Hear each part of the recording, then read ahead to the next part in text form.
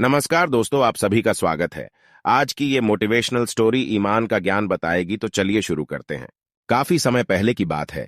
प्रतापगढ़ नाम का एक राज्य था। वहां का राजा बहुत अच्छा था, मगर राजा को एक सुख नहीं था।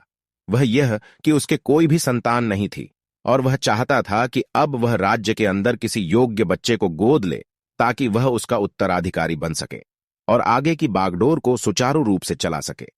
और इसी को देखते हुए राजा ने राज्य में घोषणा करवा दी कि सभी बच्चे राजमहल में एकत्रित हो जाए। ऐसा ही हुआ।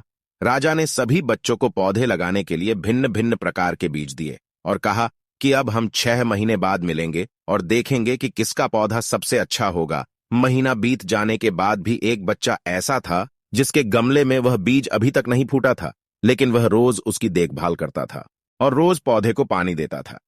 देखते ही देखते 3 महीने बीत गए। बच्चा परेशान हो गया। तभी उसकी मां ने कहा कि बेटा, धैर्य रखो, कुछ बीजों को फलने में ज्यादा वक्त लगता है। और वह पौधे को सींचता रहा।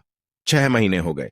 राजा के पास जाने का समय आ चुका था, लेकिन वह डर हुआ था कि सभी बच्चों के गमलों में तो पौधे होंगे और उसका गमला खाली होगा। लेकिन वह बच्चा ईमानदार था और सारे बच्चे राजमहल में आ चुके थे। कुछ बच्चे जोश से भरे हुए थे, क्योंकि उनके अंदर राज्य का उत्तराधिकारी बनने की प्रबल लालसा थी। अब राजा ने आदेश दिया। सभी बच्चे अपने अपने गमले दिखाने लगे, मगर एक बच्चा सहमा हुआ था, क्योंकि उसका गमला खाली था। तभी राजा की नजर उस गमले पर गई। उसने पूछा, तुम्हारा गमला तो खाली है? तो उसने कहा, लेकिन मैंने इस गमले की 6 महीने तक देखभाल की है। राजा उसकी ईमानदारी से खुश था कि उसका गमला खाली है। फिर भी वह हिम्मत करके यहां आ तो गया। सभी बच्चों के गमले देखने के बाद राजा ने उस बच्चे को सभी के सामने बुलाया।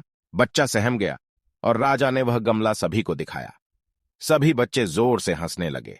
राजा ने कहा, शांत हो जाइए, इतने खुश मत होइए। आप सभी के पास जो पौधे हैं वो सब बंजर है। आप चाहे कितनी भी मेहनत कर लें, उनसे कुछ नहीं निकलेगा। लेकिन असली बीज यही था। राजा उसकी ईमानदारी से बेहद खुश हुआ और उस बच्चे को राज्य का उत्तराधिकारी बना दिया गया। लेकिन हमें इस कहानी से क्या सीखने को मिला? मेरे हिसाब से अपने अंदर ईमानदारी का होना बहुत जरूरी है।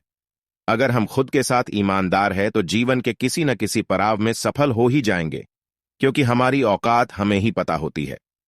हम खुद को पागल बनाकर खुद का ही नुकसान करते हैं।